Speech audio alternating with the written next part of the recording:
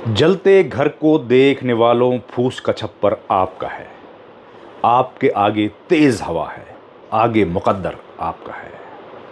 उसके कत्ल पर मैं भी चुप था, उसके कत्ल पर मैं भी चुप था। मेरा नंबर अब आया, मेरे कत्ल पर आप भी चुप हैं, अगला नंबर आपका है।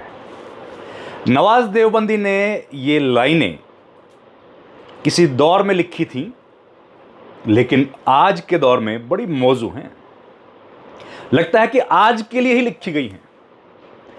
और हम लोग जैसे देखते हैं कि मुल्क में कैसे स्वतंत्र आवाज़ों का गला घोटा जा रहा है, कैसे एक के बाद एक आंदोलन जो खड़े हो रहे हैं उनको क्रश किया जा रहा है, उनको कुचला जा रहा है। ऐसे में ये लाइनें नवाज देवबंदी साहब की और महत्वपूर्ण हो जाती हैं। खैर, जिस तरीके से किसान आंदोलन जो चल रहा था हरियाणा में, पंजाब में, बॉर्डर्स पर चला, पहले दिल्ली में, फिर उसके बाद पंजाब में, और अब उसको ख़त्म कर दिया गया, कहीं से कोई आवाज़ नहीं आई। आज उसकी एक बानगी देखने को मिली। एक कानून पारित किया गया है। उस कानून का नाम मैं आपको बताता हूं, मध्य प्रदेश में हुआ है। उस कानून का नाम जो है वो है मध्य प्रदेश नगर और ग्राम निवेश संशोधन विधेयक 2025। नगर और ग्राम निवेश संशोधन विधेयक 2025 नाम ये है। और काम क्या है अब ये जान लीजिए। इस कानून के तहत अब अगर किसी की कृषि योग्य भूमि, एग्रीकल्चर लैंड, अगर किसी किसान की जमीन को सरकार एक्वायर करेगी तो उसके बदले में कोई मुआवजा नहीं दिया जाएगा। उसके बदले में अब कोई मुआवजा नहीं दिया जाएगा। यह क्यों हुआ? क्योंकि हमने कई बार देखा, कई जगह देखा, और हालिया इंसिडेंट्स भी बहुत हुए हैं, जब लोग मुआवजे को लेकर लंबी चौड़ी धरना प्रदर्शन करते थे, लंबी चौड़ी रैलियां करते थे और कहते थे कि सरकार ने मुआवजा कम दिया है, ज़्यादा देना चाहिए। उसको लेकर के प्रदर्शन होते थे, हड़तालें होती थी। अब सरकार ने वो मामला ही ख़त्म कर दिया, मामला ही ख़त्म कर दिया। क्या किया? अब सरकार ने कहा कि कोई मुआवजा नहीं मिलेगा। जिसकी चाहे ज़मीन सरकार एक्वायर करेगी, मध्य प्रदेश की बात कर रहा हूं, जिसकी चाहे ज़मीन सरकार एक्वायर करेगी, और उसके बाद उसकी जो, अगर किसी की 50 एकड़ भूमि ली है तो उसकी 25 एकड़ भूमि, यानी कि 50% जो आपकी ज़मीन है उसको डेवलप करके देगी। अब ये नहीं पता क्या होता है डेवलप करना, कैसे डेवलप करेगी, लेकिन अगर उसको 50% भूमि को डेवलप कर दिया तो किसान क्या करेगा उसमें?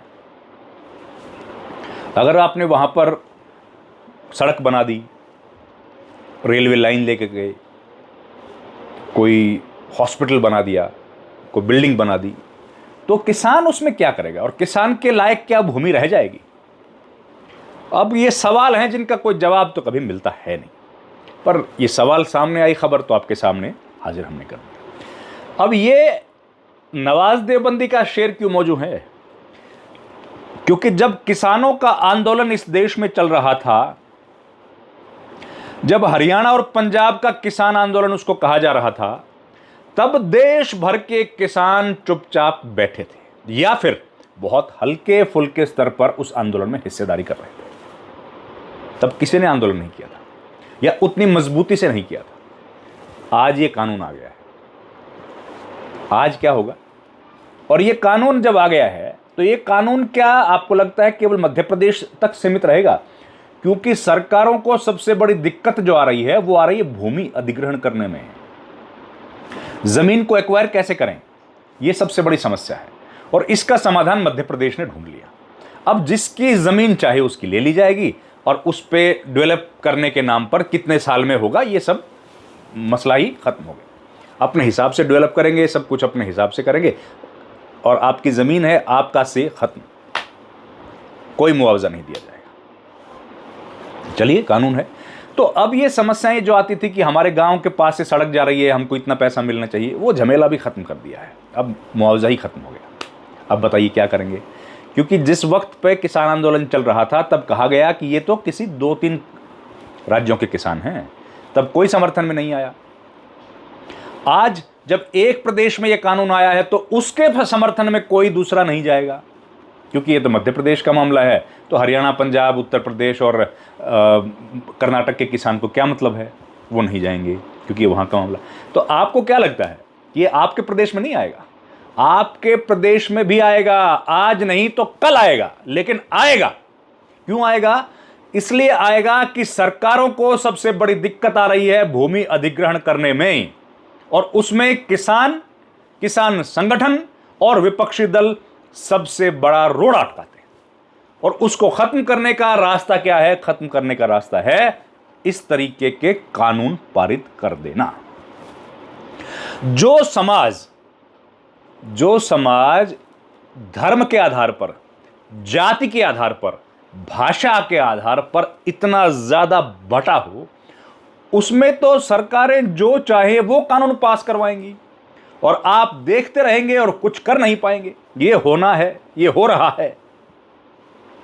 जब कृषि कानूनों को वापस लिया गया था तो जब कृषि कानूनों को वापस लिया गया था उसके बाद सरकार अब जो समझौते दूसरे मुल्कों के साथ फ्री ट्रेड के एग्रीमेंट्स कर रही है, आपको क्या लगता बंद हो गए? वो हो रहे हैं, आज भी हो रहे हैं, लेकिन पहले वो ग्रुप्स में करने थे कई कंट्रीज के साथ, अब एक इंडिविजुअली कर रहे हैं। भारत के ऑस्ट्रेलिया के साथ, भारत का न्यूजीलैंड के साथ, लंदन इंग्लैंड के साथ, यूएई के साथ, अलग अलग तरीके से समझौते हो रहे हैं, फ्री ट्रेड एग्रीमेंट्स के हो रहे हैं।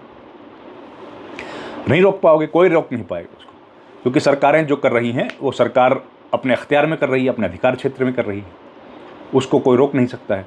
तो जब भूमि अधिग्रहण कानून लेके आने के लिए मोदी सरकार ने 3 दफा कोशिश की, लेकिन तीनों बार किसी न किसी वजह से रोक दिया गया। तो अब जो प्रदेश हैं वो अपने हिसाब से काम करना शुरू कर दिया, और वो हिसाब क्या है जो अब मध्य प्रदेश में हम लोगों ने देखा।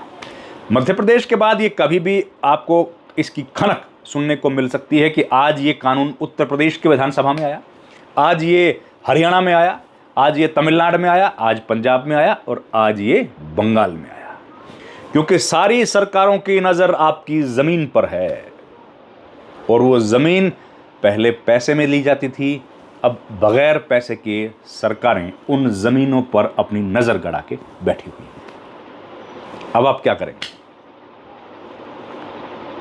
क्योंकि आपकी एकता, किसानों की एकता तो सरकार ने धीरे धीरे खत्म कर दी है। अब तो आपके पास आंदोलन करने का रास्ता भी नहीं है। देखिए, दौर है। ये खबर थी, आप तक पहुंचा दी। इस वीडियो में इतना ही। आपसे गुजारिश है हमारे चैनल को लाइक, शेयर और सब्सक्राइब जरूर।